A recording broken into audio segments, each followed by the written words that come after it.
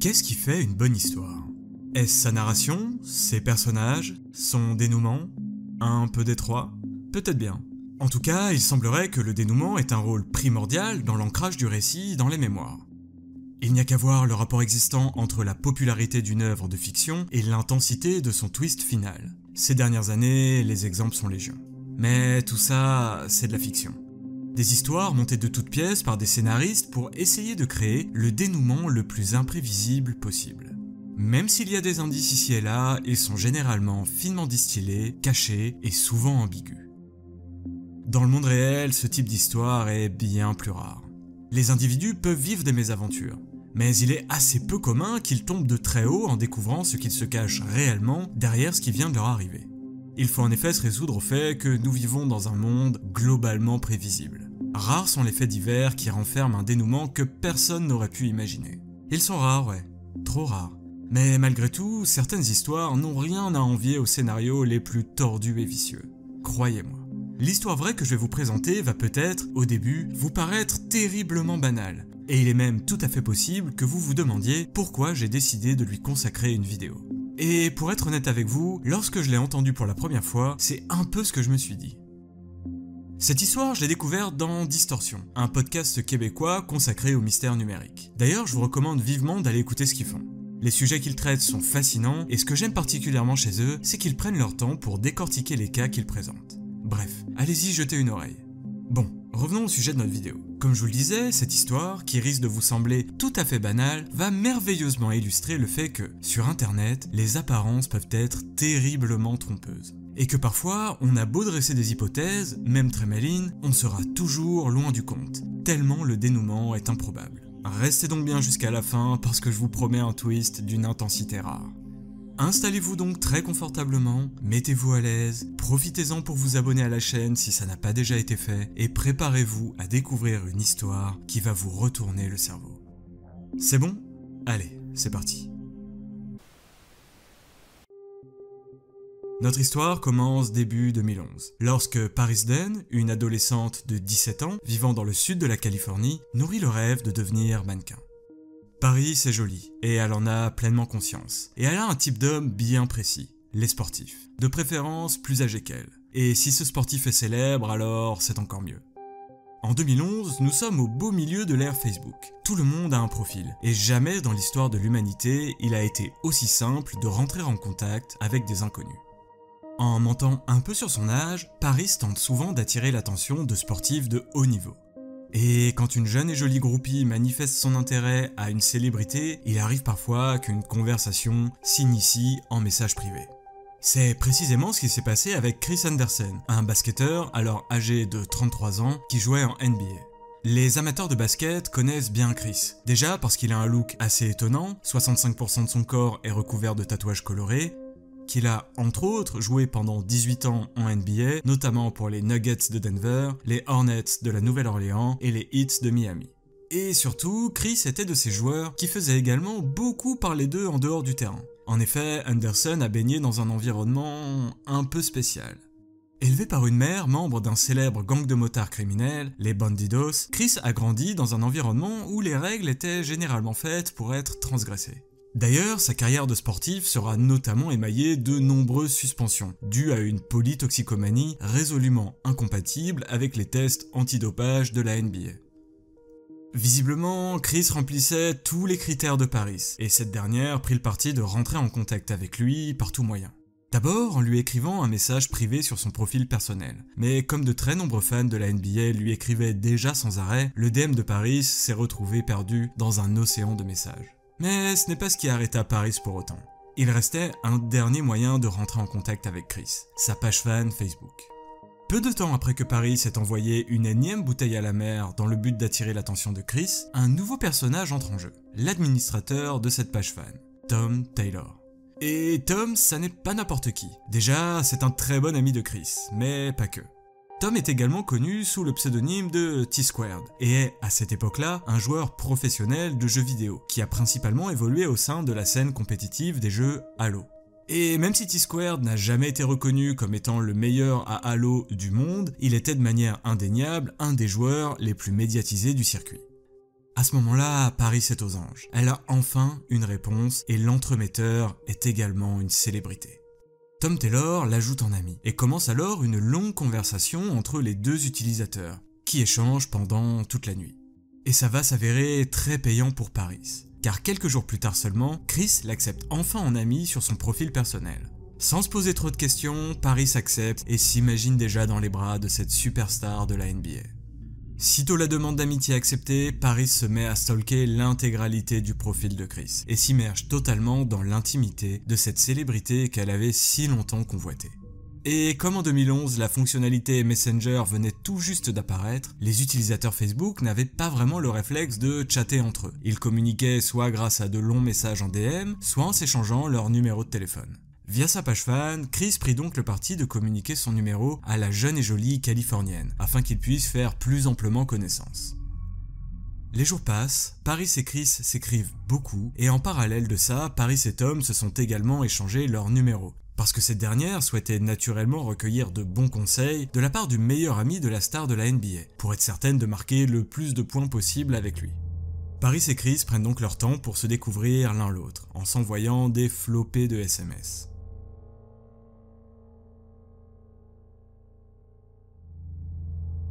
Alors, comment se passent tes entraînements? Pas trop difficile? C'est épuisant, mais il faut vraiment qu'on remporte le prochain match contre Cleveland. Oh, mais c'est qui cette adorable boule de poil? Je te présente Hannibal, mon petit pitbull.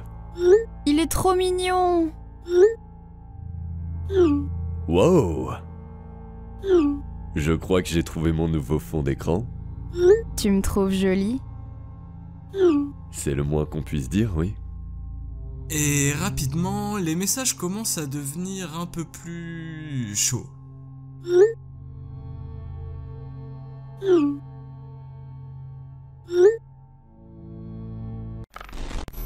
En parallèle à sa conversation avec Chris, Paris commence à nouer un début d'amitié purement platonique avec Tom. Et après de nombreuses semaines de conversation, Paris et Chris décident enfin de se rencontrer. Chris propose alors de payer un billet d'avion à Paris pour qu'elle puisse le retrouver chez lui, au Colorado. Le 7 décembre 2011, Paris atterrit à Denver et retrouve Chris à son domicile pour un week-end que l'on pourrait qualifier de torride. Rappelons simplement qu'à ce stade, Paris n'a que 17 ans, et même ce qu'il s'est passé entre eux était parfaitement légal au regard de la législation du Colorado, il n'en demeure pas moins que Chris était 2 fois plus âgé qu'elle. Si Paris était globalement bien contente du déroulé de ce week-end, elle était un peu énervée par le fait qu'entre deux parties de jambes en l'air, Chris passait littéralement tout son temps à jouer à Call of Duty. Clairement, Chris avait simplement envie de satisfaire ses pulsions, et n'avait visiblement rien de romantique à proposer à la jeune femme. Se sentant quelque peu délaissée, Paris était quant à elle scotchée à son téléphone, à envoyer des messages à Tom pour se plaindre de l'attitude égoïste de Chris. D'ailleurs, ce dernier, qui était à son prime, continuait même de discuter avec d'autres groupies. Et ce qui devait arriver, arriva. Par inadvertance, Chris a envoyé un message qui ne lui était pas destiné à Paris, et un conflit éclate alors entre eux.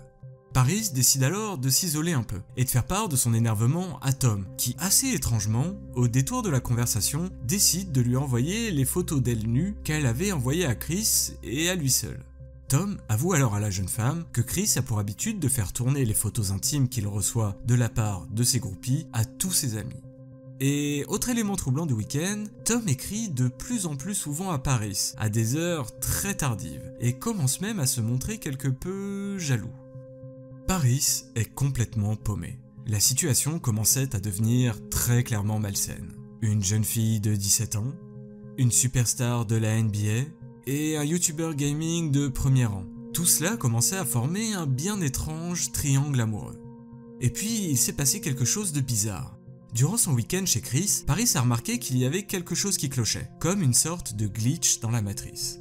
Alors qu'il faisait une partie de Call of, Chris avait dit à Paris que sa sœur était certainement en ligne en train de jouer. Et cette réplique de Chris l'a fait tilter, parce que Paris connaît bien sa propre sœur et elle sait qu'elle est à des années-lumière de s'intéresser aux jeux vidéo, et surtout à un jeu comme Call of Duty. Et surtout, il n'y a jamais eu de Xbox chez elle. Mais ce n'est pas tout. Chris lui a également demandé pourquoi elle n'avait pas apporté les sous-vêtements Victoria's Secret qu'elle avait pourtant promis d'amener avec elle. Sauf que Paris est formelle, elle ne lui a jamais dit ça. Et pire, Chris lui a également posé des questions sur son voyage en Afrique. Mais une fois de plus, Paris n'avait jamais quitté sa Californie natale avant de venir au Colorado. Naturellement, Paris s'interrogea Tom sur ces étranges remarques de Chris. Est-ce que Chris avait un peu trop fumé?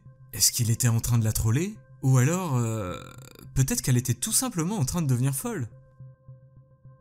Bon, écoute Chris, j'en ai parlé avec Tom et... Tom? C'est qui Tom? Tom! P-Squared, ton ami? J'ai eu Tom au téléphone ce matin et quand je lui ai parlé de toi, il n'avait pas l'air de te connaître. C'était trop gros, beaucoup trop gros et improbable. Paris avait tranché. Elle n'était pas dupe. Chris voit tellement de filles qu'il doit confondre. Elle n'était clairement pas la seule à venir passer des week-ends chez lui et il devait en avoir rien à faire d'elle. À 17 ans, on fait parfois des erreurs de jugement, et face à cette superstar, 2 fois plus âgée qu'elle, on peut facilement se laisser impressionner. Le week-end touchait à sa fin et ça n'aurait servi à rien de s'énerver. Une fois rentré chez ses parents en Californie, Paris se met à recevoir toute une flopée de messages de la part de Chris et de Tom, pour convenir d'une nouvelle rencontre, mais cette fois-ci en Indiana. Les 2 hommes lui font alors une proposition un peu particulière. Paris va devoir se rendre chez un jeune homme, prétexter vouloir prendre des cours de jeux vidéo avec lui et en profiter pour lui voler ses identifiants sur le jeu Call of Duty, afin de lui effacer son compte. Évidemment, Paris n'était pas du tout partante pour effectuer ce genre de mission, mais Chris et Tom ont commencé à très lourdement insister, et c'est à ce moment précis que tout va commencer à dangereusement dégénérer. Le 16 décembre 2011, simplement une semaine après leur petit week-end en amoureux, le comportement de Chris, par SMS, va drastiquement changer. Petite p***, n'oublie pas que j'ai ton adresse. Si tu essaies de me causer du trouble, je vais m'occuper de toi. Je vais payer des gens pour qu'ils te et qui t'abandonnent sur le bord de la route. Tom, quant à lui, menaçait la jeune femme de faire leaker toutes les photos intimes qu'elle avait pu envoyer à Chris. Et pour crédibiliser ses remarques, Tom publia, sur un réseau social aujourd'hui disparu, une des photos de Paris. Apeuré, Paris en parle à sa mère qui la convainc de déposer plainte contre les 2 hommes. Et comme Paris est mineur à l'époque des faits, la police californienne prend cette affaire très au sérieux et décide d'ouvrir une enquête sur Chris et Tom. Chris, quant à lui, commence à recevoir de drôles de messages de la part de la mère de Paris. Cette dernière lui adresse tout un tas de messages sur Facebook pour dire au basketteur qu'elle savait que sa fille, mineure, s'était rendue chez lui au Colorado. Et c'est d'ailleurs à ce moment-là que Chris apprend que Paris n'était âgé que de 17 ans, car comme je vous l'ai dit précédemment, Paris avait menti sur son âge. Sa mère menace alors Chris de tout révéler à la presse, sauf s'il accepte de lui acheter certains objets de sa wishlist sur Amazon. La mère de Paris lui précise alors que ces objets ne seront pas pour elle, mais pour sa fille, qui est supposée aller à l'université l'année suivante. Au sein de cette liste, on retrouve principalement de la literie et divers objets pour la maison. Rappelons que Chris est une superstar et qu'il a de très nombreux sponsors, donc il n'a aucun intérêt à ce que cette affaire ne s'ébruite. Pour éviter que tout ceci ne devienne public, Chris proposa à la mère de Paris de directement lui virer 3000 $, ne voyant pas l'intérêt d'acheter des draps et des têtes d'oreiller à la jeune femme. La mère de Paris accepte et lui envoie le lien d'un compte PayPal où virer la somme. Après ça, la mère de la jeune femme ne fera plus parler d'elle et ne rentrera jamais plus en contact avec le basketteur. Les mois passent et nous sommes désormais en mai 2012. Les autorités du Colorado obtiennent enfin un mandat pour effectuer une perquisition au domicile de Chris Anderson. Et lorsque l'on est connu, une perquisition domiciliaire fait toujours mauvaise presse. Peu importe que les autorités trouvent quelque chose ou non, assez rapidement, des journalistes s'amassent devant le domicile de la star de la NBA. Ses sponsors commencent, de manière préventive, à résilier tous ses contrats et les Nuggets de Denver le renvoient de l'équipe. En octobre 2012, les avocats de Chris vont mener leurs propres investigations et faire une découverte assez déroutante. En exploitant les preuves numériques, ils vont se rendre compte que Chris avait été extorqué par la mère de Paris et décident donc de déposer plainte contre elle de ce chef. Mais en fouillant un peu, ils se sont rendus compte que l'adresse IP du compte PayPal ayant reçu les 3000 $ de Chris correspondait à une localisation étonnante. Easterville, dans la province canadienne du Manitoba. Plus précisément dans une réserve de la nation Cree de Chemawawin, où vivent des descendants des Premières Nations. Les communautés autochtones, c'est-à-dire les peuples originels qui vivaient sur les terres canadiennes bien avant l'arrivée des colons. Mais alors, pourquoi la mère de Paris utiliserait-elle une IP de là-bas, alors qu'elle vit au sud de la Californie? Bon, résumons la situation. Paris, une jeune Californienne de 17 ans, arrive, en mentant sur son âge, à séduire sur Facebook Chris Henderson, une star de la NBA âgée de 33 ans. Ils s'envoient mutuellement des photos intimes sur leur téléphone. Chris envoie ses photos à son ami Tom, lui aussi en contact avec la jeune fille. Chris et Paris se rencontrent ensuite au Colorado, ça aucun doute là-dessus. Lors de leur rencontre en chair et en os, ils ont des relations que la loi du Colorado ne condamne pas. Lors de ce week-end, Chris se montre distant et semble être totalement à côté de la plaque en tenant des propos incohérents à Paris. En rentrant chez elle, Chris et Tom font pression sur elle pour qu'elle s'infiltre chez quelqu'un en Indiana afin d'effacer un profil Call of Duty. Chris et Tom la menacent, Paris en parle à sa mère qui l'incite à déposer plainte. En parallèle à cela, sa mère décide de faire du chantage à Chris qui décide de lui verser 3000 $ sur un compte PayPal pour acheter son silence. Quelque temps plus tard, la police perquisitionne le domicile de Chris, il retrouve des photos dénudées de Paris sur son téléphone, et comme elle est mineure, c'est considéré comme un crime au Colorado. Car en effet, il y est possible d'avoir des relations charnelles avec quelqu'un de 17 ans, mais pas d'avoir des photos d'elle dénudées sur son portable. Chris se retrouve donc, à juste titre, dans une sauce bien épaisse. Et ses avocats découvrent que le compte PayPal appartient à quelqu'un qui vit à des milliers de kilomètres dans une réserve autochtone du Manitoba canadien. Tout ça commence à devenir très étrange, non? C'est vrai, mais dites-vous bien que vous êtes très loin de vous imaginer ce qu'il s'est réellement passé dans toute cette histoire. Je vous l'ai dit au début de cette vidéo, les apparences peuvent être terriblement trompeuses. Et vous n'allez pas être déçus en découvrant le fin mot de cette affaire, qui, je le rappelle, est une histoire qui s'est réellement déroulée. Allez, allons voir ce que les avocats ont découvert en se rendant au Manitoba. Les preuves numériques sont formelles. Le compte PayPal appartient à une dénommée Shelly Chartier. Mais c'est qui cette Shelly Chartier? Quel est le rapport avec Paris, Chris, Tom et surtout avec la mère de Paris? On va voir ça très rapidement, mais avant toute chose, dressons le profil de ce nouveau personnage.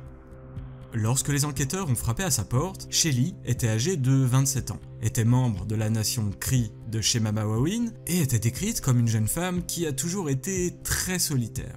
Vraiment, Shelly n'a jamais trop eu de relations sociales et vivait plus ou moins totalement recluse au sein de la micro-communauté dans laquelle elle vivait. Pour vous donner une idée, Shelly n'est même jamais sortie de Easterville ces 10 dernières années. Il a également été révélé qu'elle souffrait d'anxiété généralisée, et n'avait d'ailleurs jamais été pris en charge pour tenter d'atténuer quelque peu ce trouble. Son père était parti dans la maison lorsqu'elle était encore très jeune, et elle s'est donc retrouvée seule avec sa mère qui était lourdement handicapée. Heureusement que sa tante, Delia, était là pour veiller sur sa mère malade, ainsi que sur elle. Mais malheureusement, un matin, alors qu'elle se réveillait, Shelly a découvert sa tante bien-aimée décédée dans son sommeil. Shelly s'est donc retrouvée totalement seule, à devoir subvenir aux besoins de sa mère, dont la maladie dégénérative commençait à gagner de plus en plus de terrain. Shelly et sa mère ont donc commencé à s'enfoncer dans une situation de précarité extrême, et à se couper encore davantage du monde extérieur. Enfin, du monde réel extérieur, car depuis très jeune, Shelly avait un exutoire, une fenêtre sur le monde, Internet. Et si sa vie sociale dans le monde réel était quasi nulle, Shelly avait une existence numérique très intense. D'ailleurs, la police canadienne, mandatée pour mener une perquisition à son domicile, allait justement prendre toute la mesure de l'existence numérique de Shelly. Quelques jours plus tard, Shelly est arrêtée et placée sous contrôle judiciaire pour usurpation d'identité, fraude et extorsion. Bon. Alors, je pense qu'à ce stade, vous avez toutes et tous compris que Shelly s'était faite passer pour quelqu'un dans toute cette histoire. À votre avis, compte tenu de tout ce que je vous ai raconté jusqu'à présent, Shelly a usurpé l'identité de qui? De Paris? De Chris? De Tom? De la mère de Paris ? Allez, je vous laisse quelques secondes pour réfléchir. Si vous regardez cette vidéo à plusieurs, n'hésitez pas à la mettre sur pause pour en discuter entre vous. Alors, vous avez trouvé ? Vous avez formulé vos suppositions ? Alors, voici ce qu'il s'est réellement passé. Et je vous préviens, c'est à la fois très simple et un peu compliqué à comprendre. Dans toute cette histoire que je viens de vous raconter, et qui est encore une fois 100% réelle, Shelly Chartier a usurpé l'identité de l'ensemble des protagonistes. Je vous explique.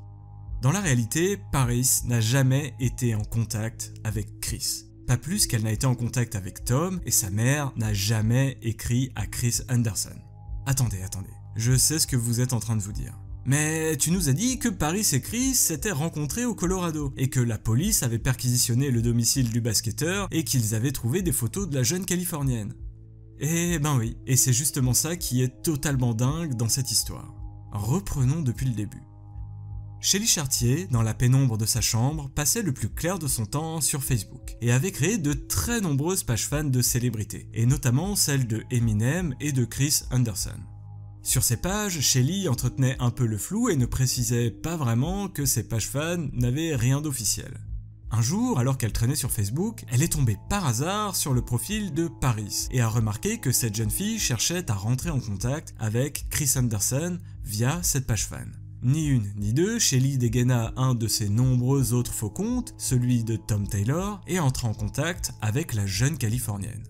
Chris étant une superstar, il n'avait pas forcément trop le temps d'aller lire les milliers de commentaires qu'il recevait sous ses publications. Du coup, le faux Tom Taylor, contrôlé par Shelly, a indiqué à Paris qu'il allait demander à Chris d'accepter sa demande d'amis sur son compte personnel, pour qu'il puisse plus facilement communiquer. En réalité, le compte personnel du vrai Chris n'était pas contrôlé par Shelly, mais elle se doutait bien, connaissant le personnage public, que Chris Anderson allait accepter Paris, vu la photo de profil très avantageuse de la jeune femme. Mais Shelly s'est dit qu'il fallait anticiper une potentielle prise de contact entre les deux. Elle a donc pris l'initiative, via la page fan qu'elle contrôlait, de donner le soi-disant numéro de téléphone de Chris à Paris. En réalité, il s'agissait d'un numéro de téléphone gratuit que l'on pouvait générer en ligne. Il ne correspond à personne et n'est qu'une machine virtuelle accessible depuis un ordinateur. En parallèle à cela, Shelly a décidé de créer un faux profil de Paris et d'ajouter le vrai Chris Anderson en ami, de prendre les devants avec lui et de le draguer très frontalement en lui donnant une fois de plus un nouveau numéro de téléphone qu'elle contrôlait également. En gros, comme Paris avait déjà dans son esprit le numéro de Chris et que de la même manière Chris pensait avoir le numéro de la vraie Paris, ils n'avaient l'un et l'autre plus aucune raison de discuter sur Facebook.